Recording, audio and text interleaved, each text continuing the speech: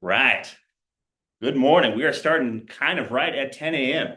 10:01 is the start. Good morning. Welcome to our second now forum that we're doing live on Zoom here today with Michael Gutierrez. Michael Allen, you know him. We got some great feedback from the last one that we did back in September. So this is something that we want to do on a regular basis so they can tell you, what's going on with the company, what's new, what's changed, and it's for them to get in front of you, for you guys to have some quality time with these two. For those of you that missed the last one, I'm Adam Roman. I manage our portable office, and this will be the last time that I host it. Angela down in Bakersfield has reached out and said that she's going to be hosting for all of 2025. So, Angela, I'm kidding. I wish I could see your face right now. I know that it is. I know it's a quality one. Exactly. Don't worry, Angela. You're not going to be hosting. I'll take over. But no, we had a good time last time. It was kind of free flowing. We went about 90 minutes this time. We're going to go a little, we'll be right around 60 or less. But have you guys thought of what a good name for what we're doing can be? There's a couple ideas that were thrown out there. I'll throw them out to you. We've obviously have, two Michaels here. So we have open mic night. We've got Broker's Buzz, the Broker's Bulletin. We can go thematically by month or season, whatever you guys are feeling. Did any of those hit with you? I like the broker's buyer side chat.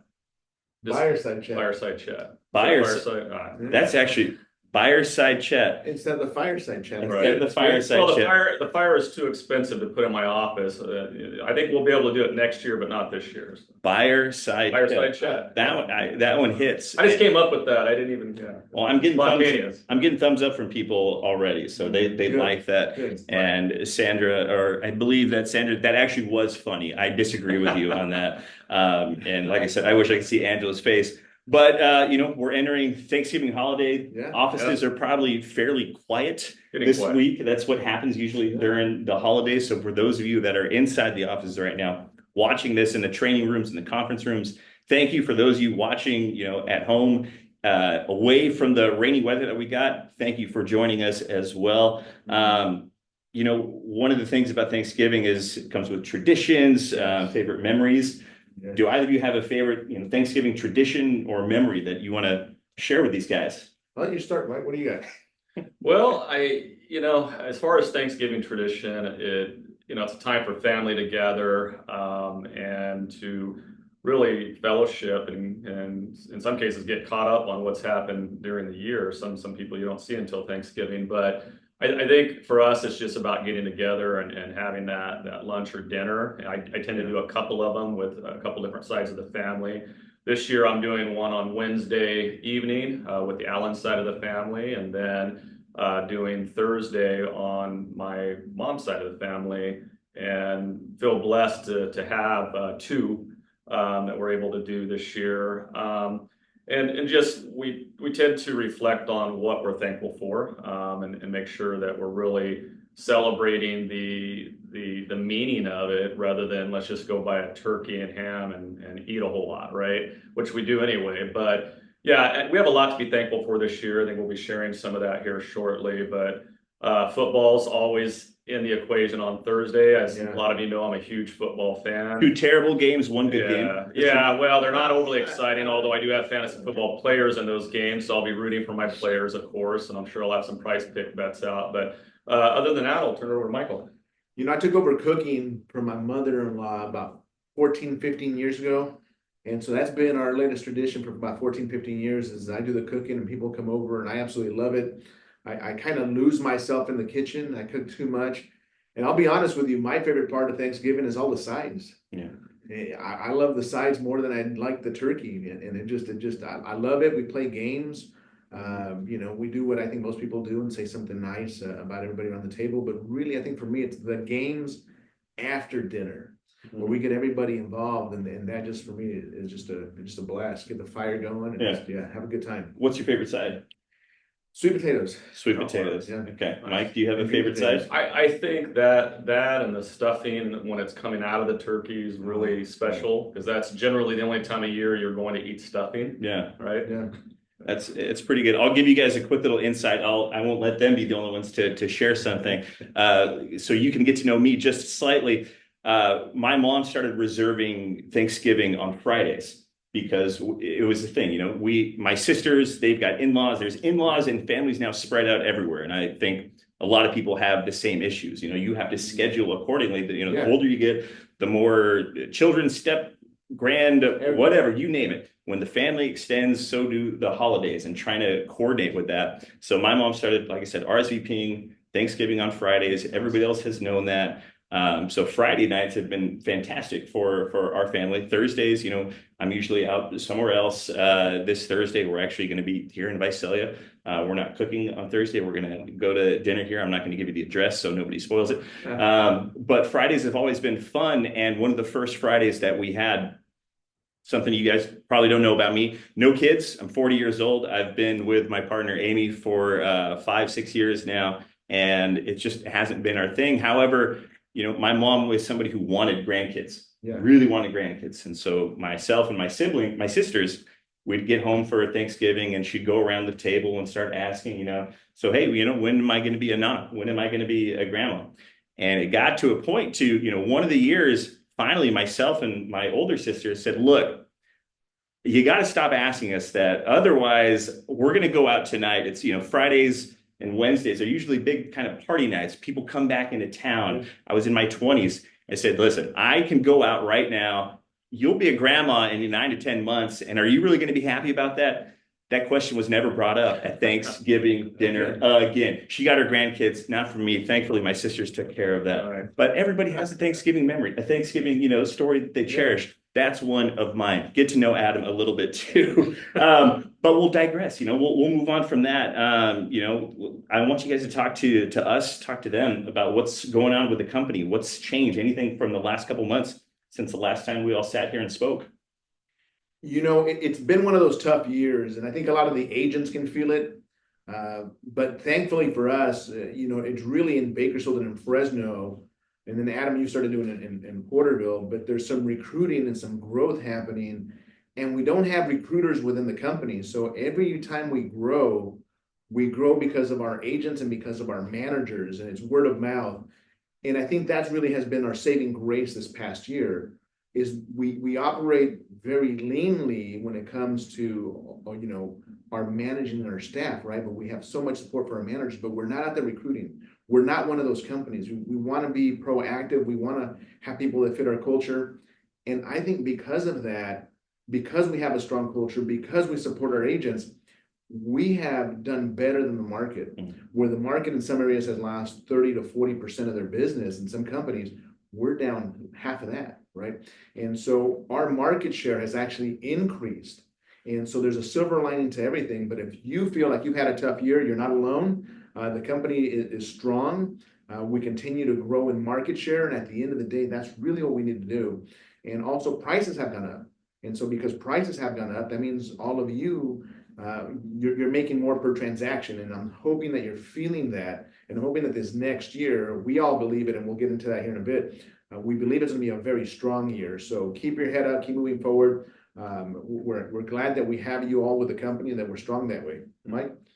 Yeah, I think I would echo that sentiment. I think what's happened over the last couple months, because it has been incredibly challenging in this market, as everybody out there knows, coming off the post-COVID boom, where houses nearly sold themselves, right? I call it order taking during that time. They're really having to fight tooth and nail to get a listing, and then representing a buyer, on a multiple offer situation because of lack of resale inventory out there. It's been incredibly challenging for you guys. But, one thing that I'm extremely proud of, I know Michael and our team is as well, is it's not what has changed, it's what hasn't. And we've been blessed to maintain what we have in the way of personnel, staff, offices, resources. Where many companies out there, a lot of you don't have the optics on, have had to cut back. They've shut down offices. They've laid off a lot of staff. In some cases, they've gone out of business, or they've sold to another company.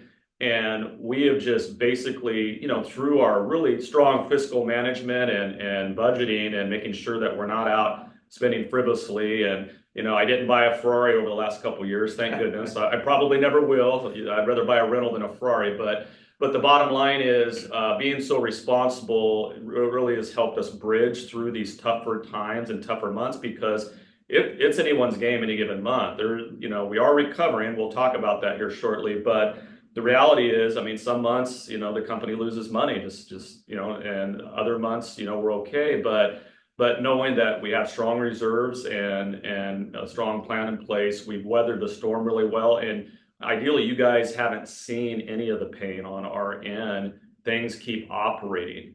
Doors are still open. Staff is still there. You're still getting the same level of support you did in 2021. Yeah. That's what is important. So it's not what has changed, but it's what hasn't. It's, kind of you're proactive rather than reactive, which is a huge thing. Like you said, doors are closing for other offices. Yes. And that is a huge difference. I mean, every agent hopefully should be doing, the same thing. That is such a mindset to have, especially when running, a company now as large as ours with this brokerage, being proactive versus reactive. I think that makes a huge difference because, like you said, we're going to talk about 2025 and Yes. you're not going to react to the markets. You're already forecasting, you're seeing what's going to go on. So, every agent should kind of have that same mindset too. Right. It's a big thing.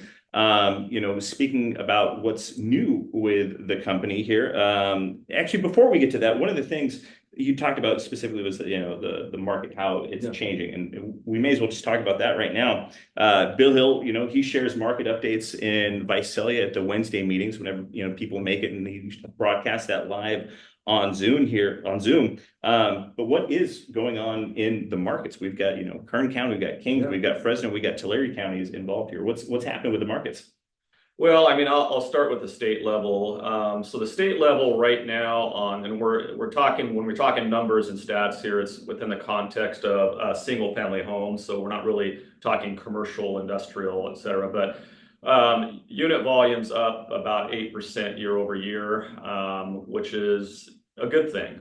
We didn't expect it to be quite that strong, but it is. So we have seen a recovery, particularly in the second half of the year. As a result of the Feds finally doing the right thing and cutting the funds rate, but also, just getting up to the election and past it was very helpful, and we can move forward because, sometimes during elections, people are paralyzed waiting to see what's going to happen, what the outcome is, which is kind of silly because it doesn't matter who takes office, people still need to buy and sell homes, right? A lot of buyers have that hesitation. Right. I think every agent would say that. Right, exactly. They wanted to make sure they knew what was going to happen and that it would be all right. But so, prices are up statewide about 7% on the median year over year. So and that's a result, as most of you know, of a lack of inventory, right? We still have a tremendous amount of lack of inventory on the resale single family home side.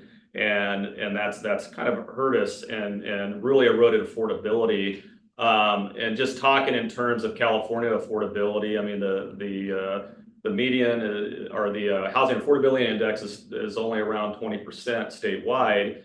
And that means 20% of the population can afford a medium price home. We're blessed in the Central Valley to be between 30 to 33% in our 4-county market, which is close to what the national average is right now. But overall, going just a few years ago from 50% national average down to low 30s, you can see what's happening as a result of just the lack of inventory and the crazy appreciation we saw during post-COVID years, 21 and through 22 in particular. The good news is things are stabilizing. So when we get down to our local market, we've seen about 5% increase in values year over year. But in terms of unit volume, we're about flat for the valley. And that's not a bad thing because we're up year over year. It was negative last year over year, and we're leasing in a positive. We're about maybe 1.5% if you average the valley markets on sales unit volume year over year.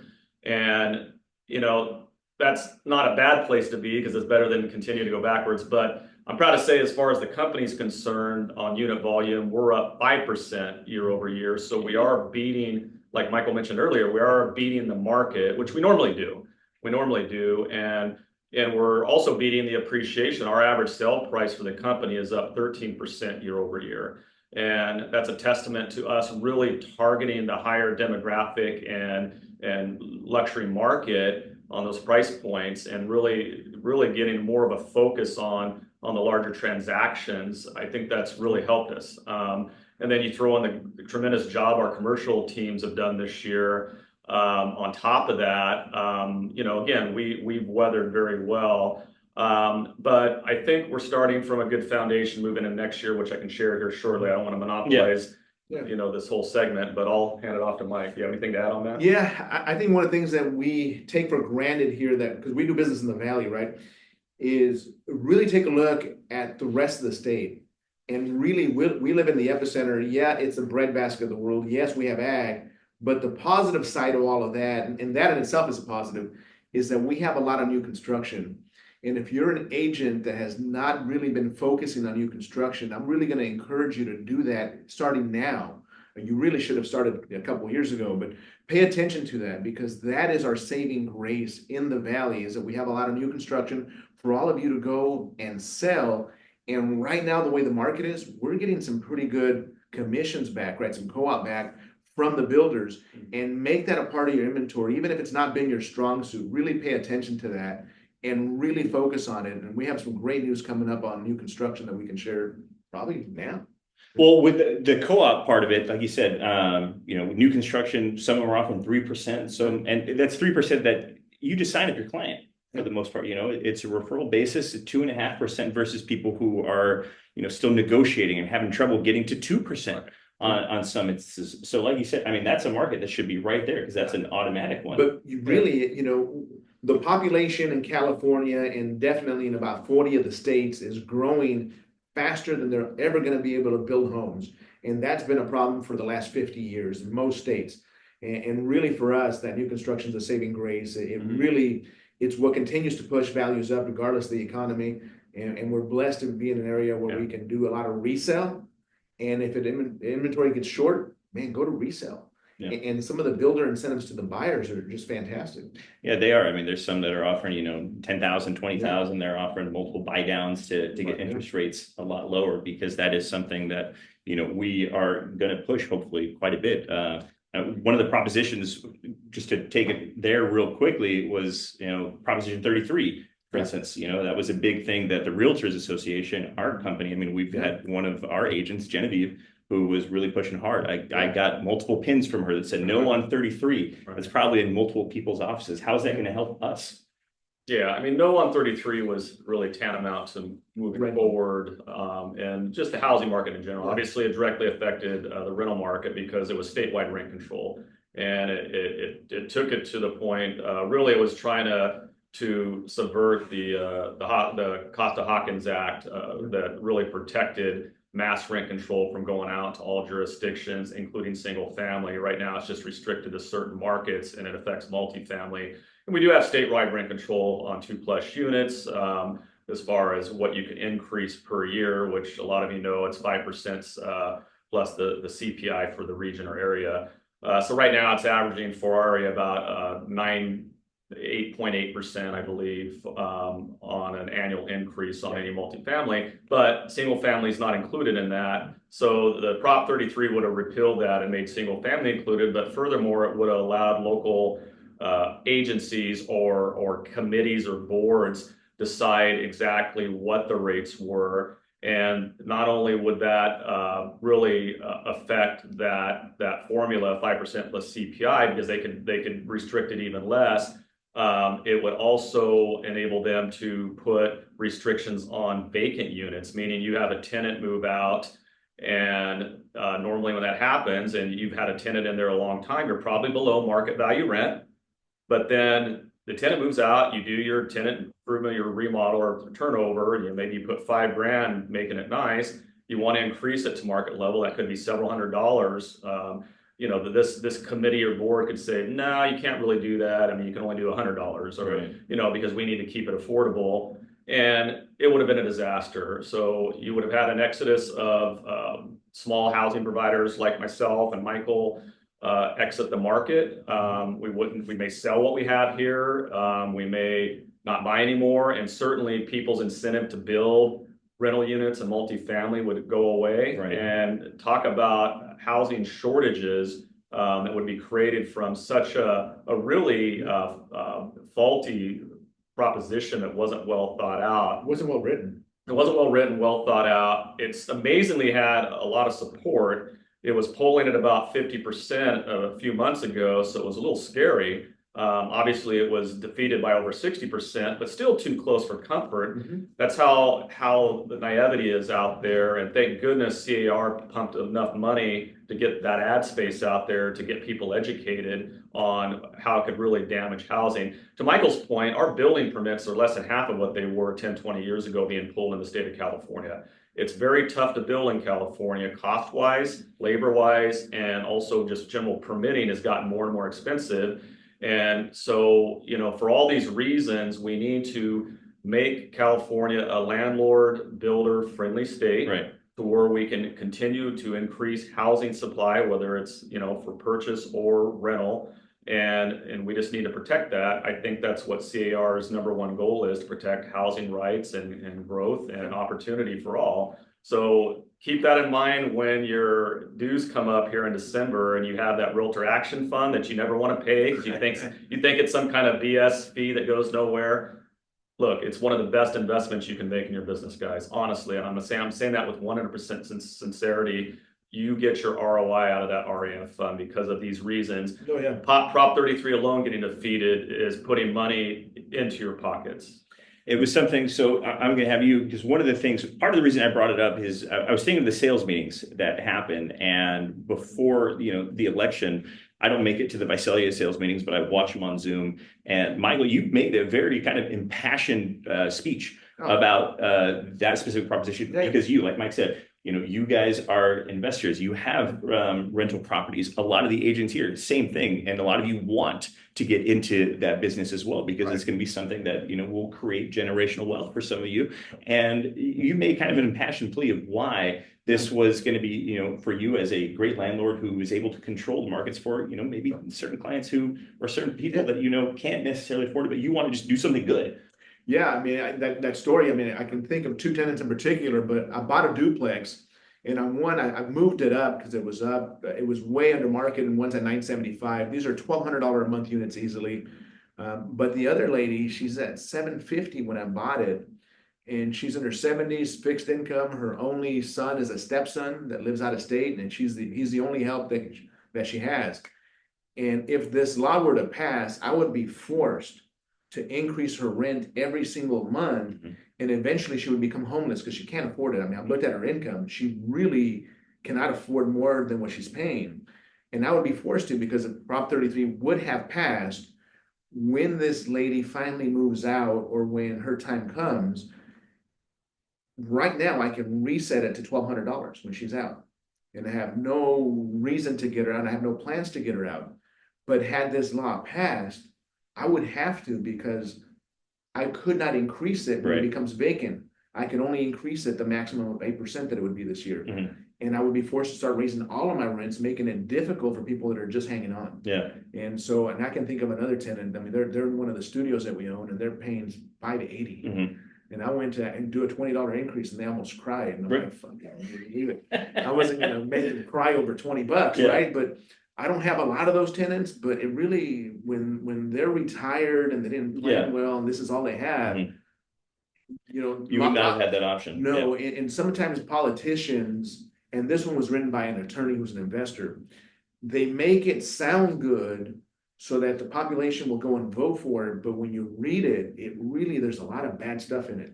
Yeah. And unfortunately, a lot of people don't do their research. So I'm glad, like Mike said, that through RAF, we, as a California Association of Realtors, we're all part of that. They pushed enough to get this not to pass, and they defeated it. So yeah, I'm glad we're a part of that. Yeah, and like Mike said, the dues come up in MLS whenever you see it. And I know for Tulare County, is it like that for every MLS? Yes. For every MLS, perfect. If not, you'll hear from me here in Tulare County as part of the phone bank. I did that last year as part of the Realtor Party. I enjoyed it. I got to talk to people who had no idea what it was. And so just by keeping them informed, they got to know what was going on. Be informed. That's a big thing that, we want everybody to do, is to be informed. I don't want to talk too much more about that. One last little thing here. I spoke with Mike, I was getting emails over the weekend. I subscribed to Housing Wire, subscribed to Inman, all these real estate news things. One of the things that came out the DOJ popped up in the news again in regards to the NAR proposed settlement.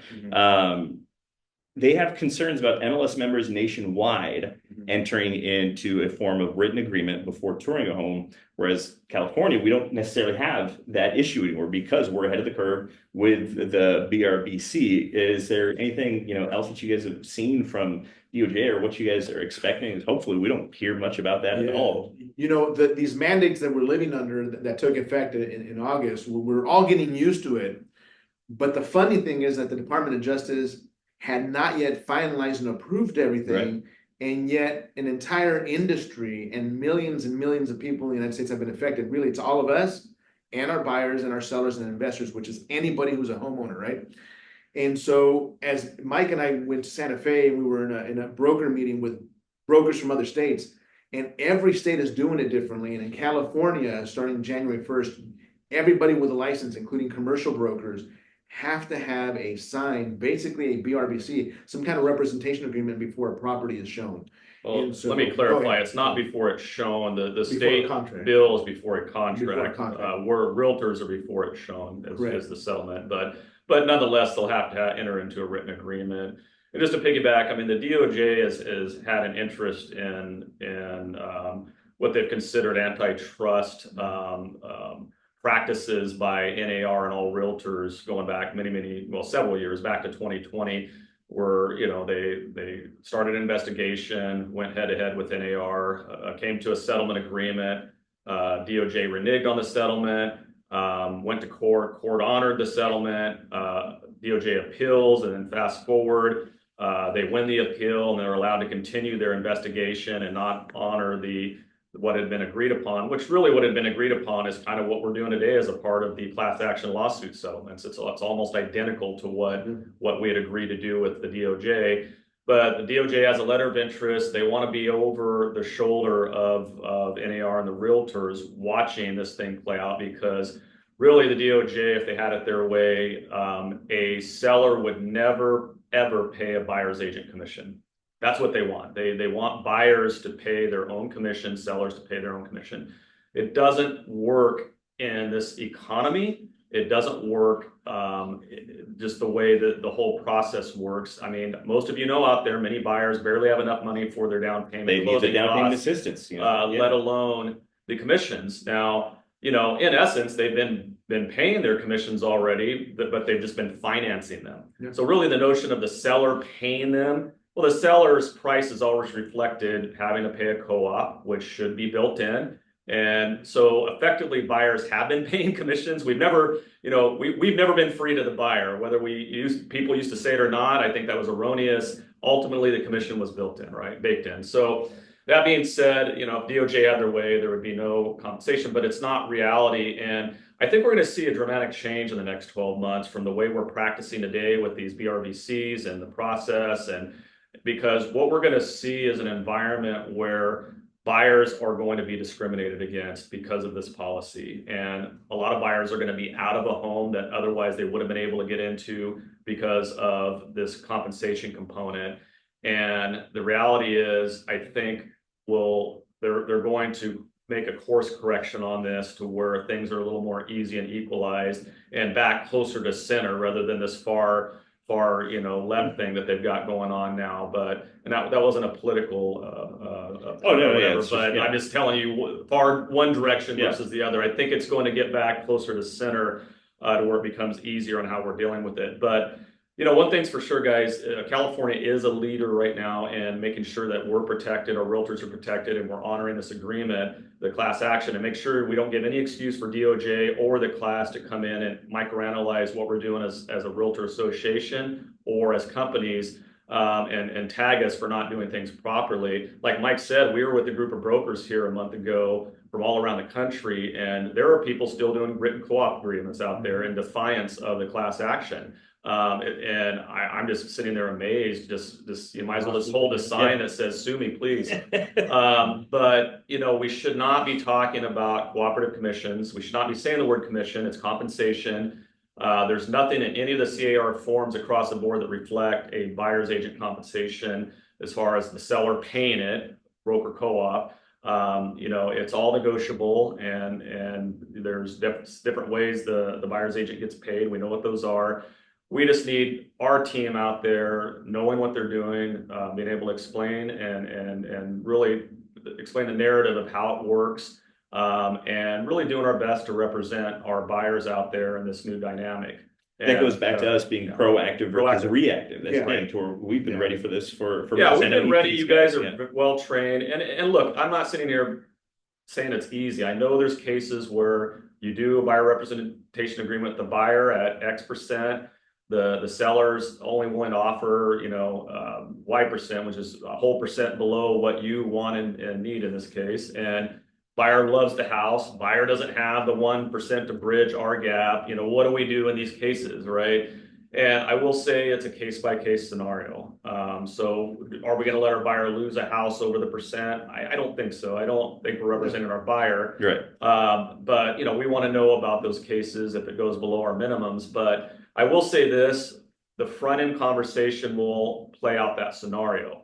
So, you know, I'm executing a buyer representation agreement, and I can talk internally about percentages, and we just can't talk with other companies. So let's say 3%, and which is our, you know, it's where we want to start. And I would just say, Mr. and Mrs. Buyer, look, there may be cases where the seller is only willing to offer maybe 2% or 2.5%.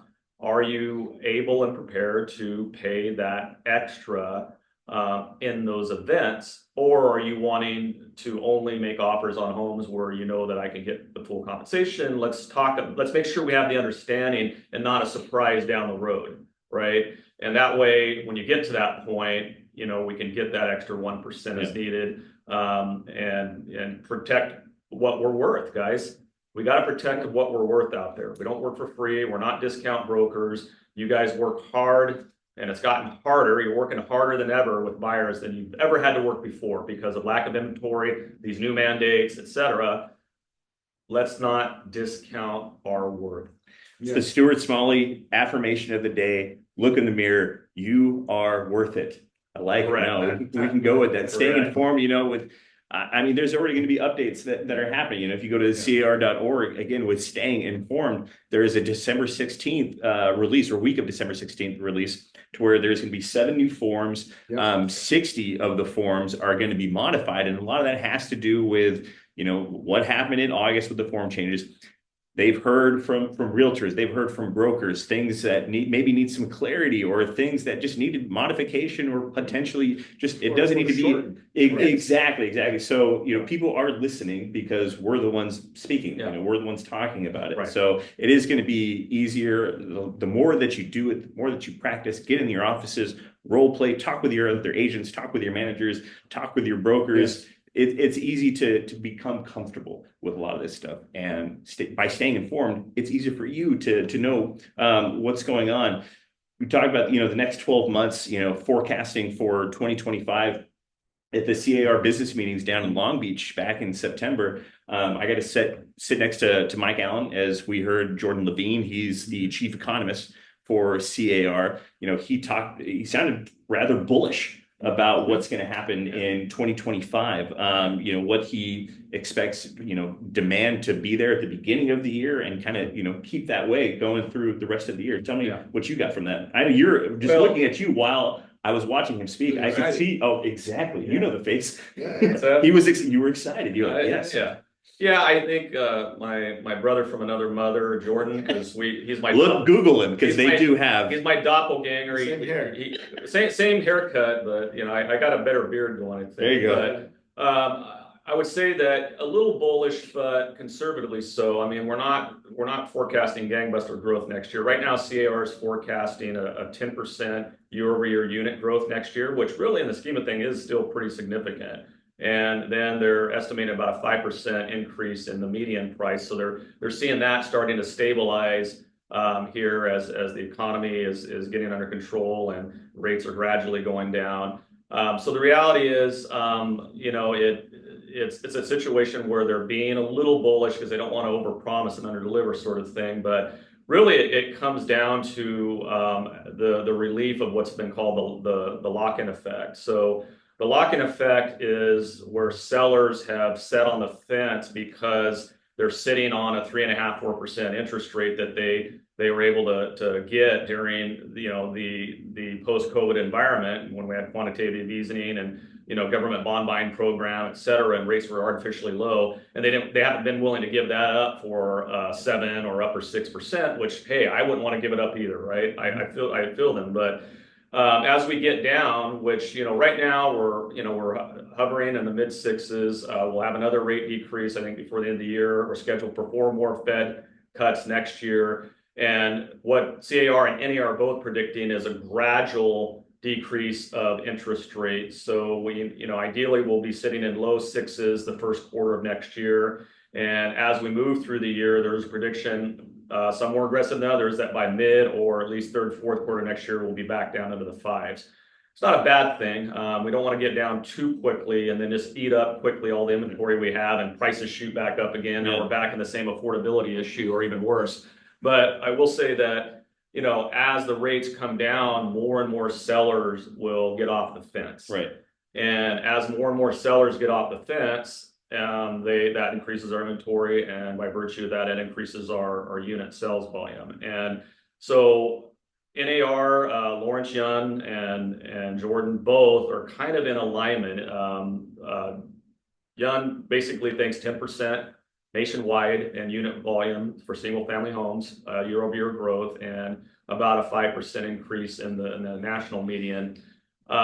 Really soft landings. We're not heading into a recession. There's been no indication that we're heading towards negative GDP growth. Recession, in simple terms, is defined by 2 quarters of negative gross domestic product growth in a row. Haven't hit one yet. So we're not in a recession at all. We're in a softening economy. But still robust, surprisingly enough. There's still spending going on out there, even now. Yeah. But especially right now in the holidays. Yeah, people out shopping. Drive down Mooney and Visalia right now. It'll take you an hour to get from one end to the other. But I'm optimistic for that, but also for the company. I mean, again, our company tends to outperform what happens for the local economy and oftentimes even the state. And I think we have a legitimate shot of doing well over 10%, just being aggressive and providing you guys great support tools, resources, more lead generation next year. A lot of things we're working on behind the scenes right now to put us out in the marketplace and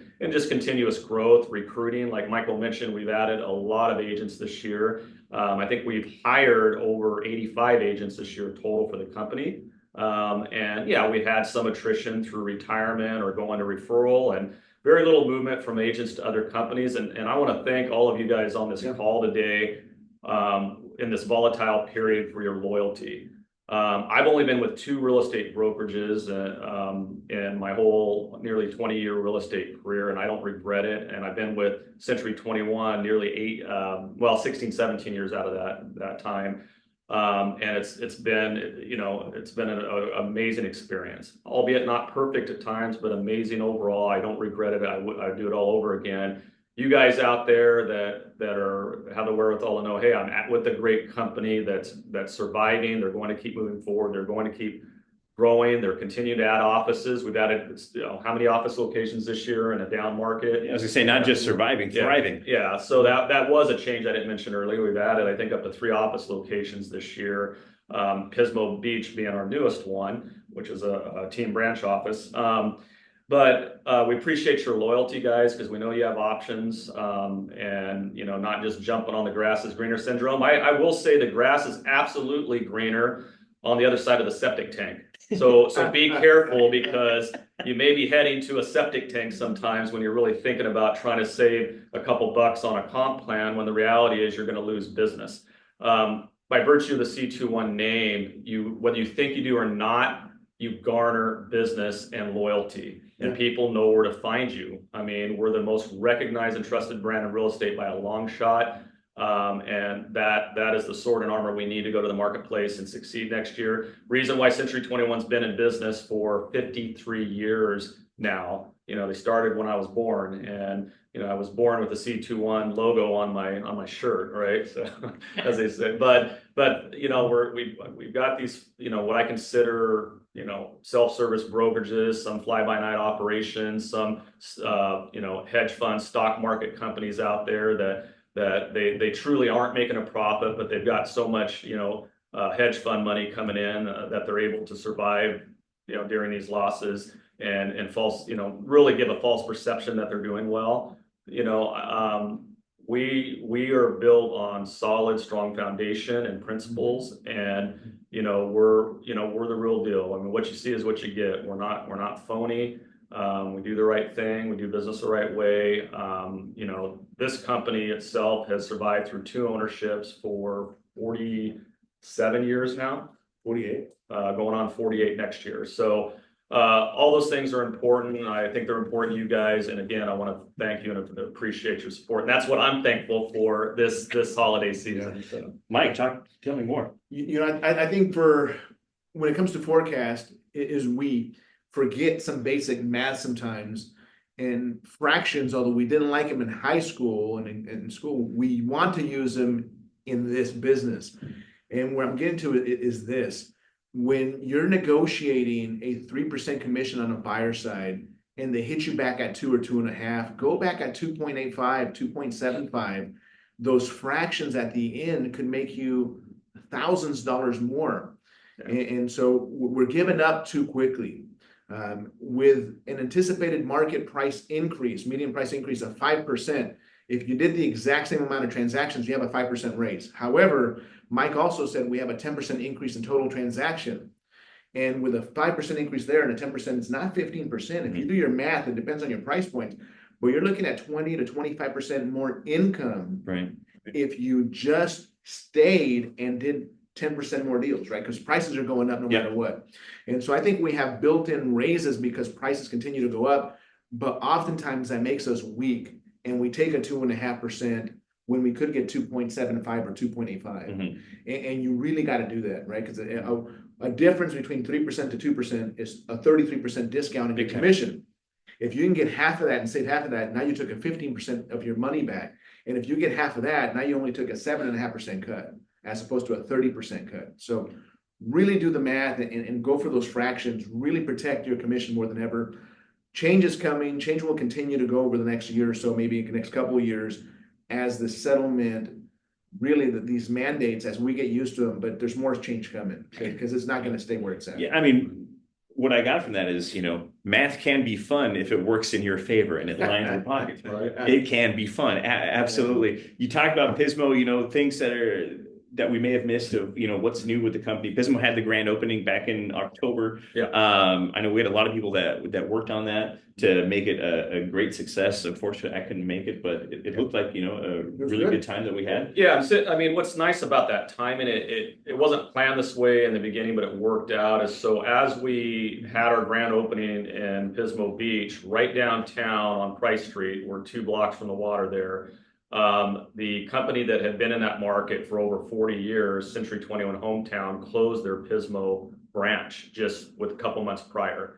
Yeah. So we're looking to just step in and really keep that market share going and furthermore increase it. So we're really excited about that opportunity for the company and to really expand to the Central Coast finally, which has been a goal of ours for many years since Michael and I bought the company. We're finally there. And, it creates opportunity for anybody that desires to expand their geographical coverage. And that's something that's unique to have 10 locations where you guys can operate in 5 different counties in Central California. There is no other brokerage in this part of the state that can offer that versatility and that opportunity. And so as we're thinking about how we're going to grow our business in 2025, my challenge to a lot of you is to start thinking out of the box in the context of stop thinking small. Okay, you can still increase your local market presence and what we call market penetration by doing the right things and being out there and being visible and marketing and making contacts, being a part of the community, being your local real estate expert for all things around you and your COI and beyond. But think about okay, maybe it's time to look at some other markets. become an expert in those areas. And hey, I have a base of operations that I can work out in doing so, and do that. I mean, I did it with my personal business, and it really helped me catapult to even more of a top producer back in the day. You know, I worked out of Porterville primarily in my sales career, but I started doing a lot of business in Fresno and Kern counties. And we've got beautiful offices in those locations that you can meet clients at, use the resources. Start thinking, some of you, about expanding your geographical market to capture more business next year. Yeah. No, for sure. I mean, that's great. I know one of the things we're going to celebrate here next week for the company, you know, we've got a lot that's going on in the future, but we're getting to celebrate just the success of now next Friday. What's going on next week? Yeah, we're excited Company about Christmas that. party. Yeah, our company Christmas party's the 6th, a week from Friday, and it's at 6 p.m. 6:30. 6:30. It was an odd half hour, but we open the doors at 6:30 at the Wyndham again in Visalia Airport. You know, central as can be with all of our locations. So I mean, that is a good spot. I mean, you got people from Fresno, Bakersfield, right off the 99. Yeah, we try to make it easy, but first and foremost, guys, it's something that we've been blessed to continue to do. I don't know that anybody's doing a party that scale in this market and anywhere, any of our local markets. I haven't heard anybody doing something at this scale. It's usually one of the first things that gets cut out of the budget in tough times. Because it's very expensive, guys. I mean, you can't imagine. It's very, very expensive. We'll be hosting up to 200 people, dinner, entertainment. It's going to be different this year.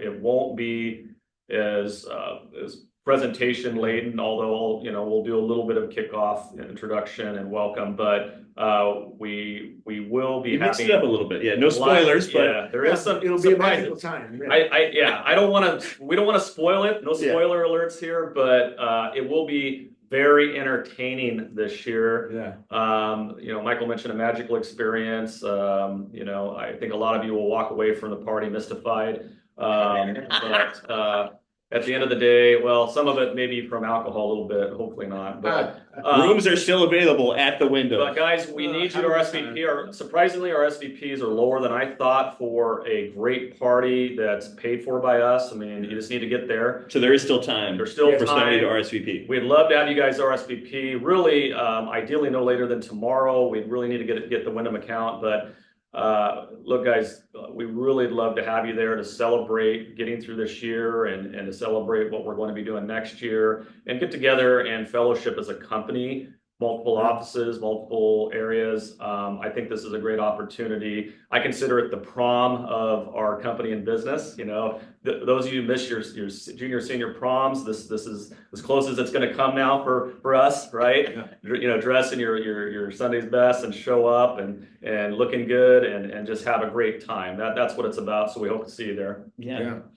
The Christmas party is a place that I enjoy being at. I always have a blast. It goes to just saying thank you to everybody that's with the company. It is earlier in the month than normal for us. I do plan on being there, but I do got to be completely transparent. We do have some medical appointments. I have 2 people that are very near and dear to me that are going through some very serious health issues. On one, we don't know how serious it is. We're waiting for some results, and that's a day of biopsies and results for an MRI. And so depending on what's said that day, I may or may not join you. I plan on being there, but if I'm not there, don't take it personal. I just got to take care of some people in my life right now that are just going through some health issues. This year, we lost Larry Eisner out of our Visalia office, and Larry's been with us. He was a retired correctional officer. He was with us just over a decade before he passed. We gave him his decade plaque last year. And he was just a fantastic guy who had cancer and passed away. We don't know what's going on in my life with the people. We don't know if that's what it is, if it's cancerous or not, but it's affecting many things. And so really something to be thankful for this year is if you're healthy and people in your life are healthy, really, really be thankful for that. For me, life seems to be doing a 180 from last year to this year when it comes to health. So enjoy the people in your life, really take care of your health because you can't get it back once it's gone. I'm personally healthy. Thank God, because can you imagine adding something else to the mix with everything I got going on? Yeah. So really, for those of you that have not RSVP'd, it is a great time. We celebrate you. We honor you. We thank you for the loyalty. Please be there. It's just a great time. You know, Sandra and Angela has taken over the planning for me. I used to do those, so they were somewhat fun, but now it should be a blast. And really, please show up. I mean, it's our way of saying thank you to you. It's where Mike and I give away the checks. This time we'll be handing them out to your managers to give to you. But anybody who's helped us grow over the last, you know, God, 40 years, if you're still with the company, you get an evergreen check, right? And so if you recruited somebody and your efforts and your referrals got somebody going, you'll get that bonus check at that party through your manager. We're not going to do it like we usually do and call everybody up, but it's a great way to say thank you. It's just really, for me, it's something that I've always looked forward to doing. I love the Christmas party. I got to enjoy my first one last year. It was We had a blast. it I was trying was to keep up with you and dancing. you will find me on the dance floor. Just a heads up.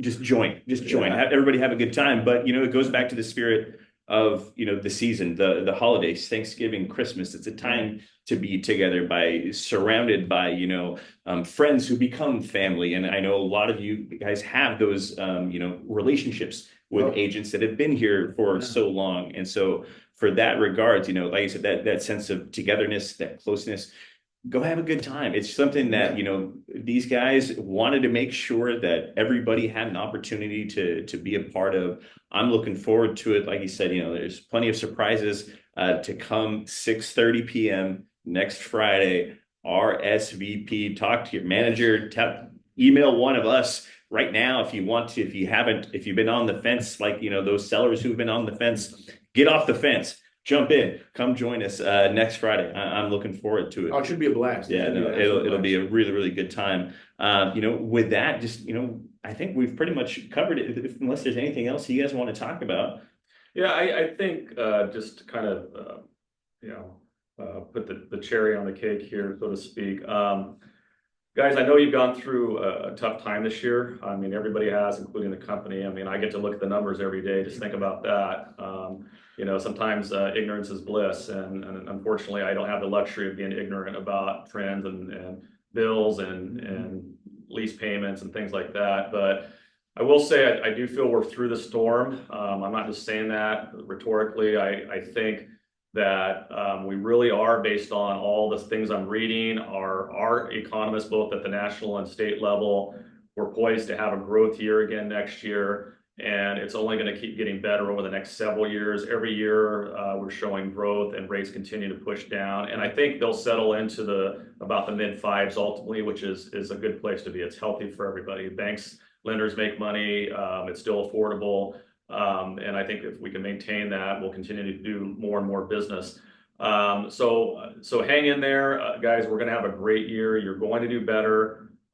You just have to stay involved. Don't disappear. Stay diligent about your business. Keep in front of your COI or SOI, whatever you want to call it, past clients. Stay in front of them. Don't go into agent hibernation, starting now and then show back up January 2nd. That's not what's going to get you jump started for 2025. There's still business to be done between now and the end of the year, and those that are available to do it will be putting up record Decembers. It happens every year. I used to have my best months oftentimes in December as a salesperson because I still worked full time and was there. And by virtue of being there in the mix and available, I got business. So stay there, stay relevant, stay in front of your clients, both digitally and in person and through voice. And you will hit the ground running for 25, and most of you will have a much, much better year. Yeah. It's going to be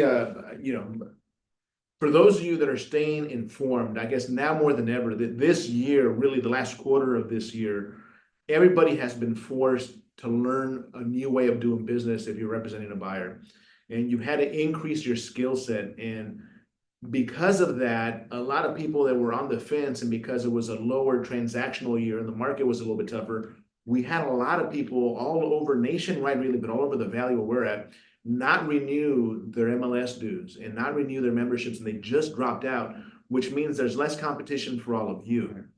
But you got to learn, you got to stay informed. No one can do it for you. We can bring all the tools for you, but at the end of the day, you got to stay informed. There's a great book that reminds me of everything that we're going through right now. And it's actually a good book. I wouldn't call it a great book. It's a good book, but it was recommended to me by a great agent out of Bakersfield. That's Jeannie Radzik. And the name of the book, I encourage you all to read it in the next month and a half, is called The Color of Law. And for those of you that don't know your history, you're bound and destined to repeat it. And really, as you read that book, there's a lot of similarities to what happened there in that history with loans and everything that's going to how we represent buyers now. So really, I encourage you, all of you, to read the book, stay informed, learn to negotiate for your buyers better, have a, just have a positive mental attitude. If you have challenges, a deal that falls apart, become better, not bitter. And so as you have these challenges, become better, become stronger, don't get bitter. This business can eat you up. It can monopolize your time. Learn to protect what's important, protect your family time first, your holidays with your family, and you'll fill in the gaps that you don't protect with work. Work will always be there for you. And so really look at what's important, stay informed, and really stay positive this year. I think that's just a message we got to hear. Become better, not bitter. Absolutely. Optimism is what I'm all about. Never pessimism. Be better, not bitter. That's it's a great mindset to have. Guys, that we're pretty close to 11 o'clock. We did it again. We're just about at the hour mark. Great stuff from you guys today. One last little personal question here. Thanksgiving, Christmas, New Year's. Mike Allen, what is your favorite Christmas holiday movie? Do you have a favorite? Yeah, I don't know if it's like family kid friendly. Doesn't have to be. But National Lampoon's Christmas Vacation. That's perfect. Come on. There you go. He's a Clark Griswold at heart. Yeah. Mike? Favorite holiday is Thanksgiving. For just that, just love the food and everybody on the table. We watch Elf. Okay. With Will Ferrell. Never seen it. Really? Yeah, never seen it. Saturday Night fans. Pretty So it's not a great movie, but we watch it every year. Yeah, it's fun. I know it. Never seen it. I'm kind of sick with Christmas, so I watch Scrooged. That's I watched that Bill Murray movie when I was 5, and I don't know why I was watching it when I was 5. It helped shape my comedy appeal and what I enjoy. But to each one of you guys, have a happy Thanksgiving. Have a Merry Christmas. Your offices are going to have some, wonderful get-togethers over the next month. Next Friday, we want to see as many of you there as we can. Look forward to it. We'll see you on the dance floor. Thanks, guys. All right. Thank you, everybody. See you guys.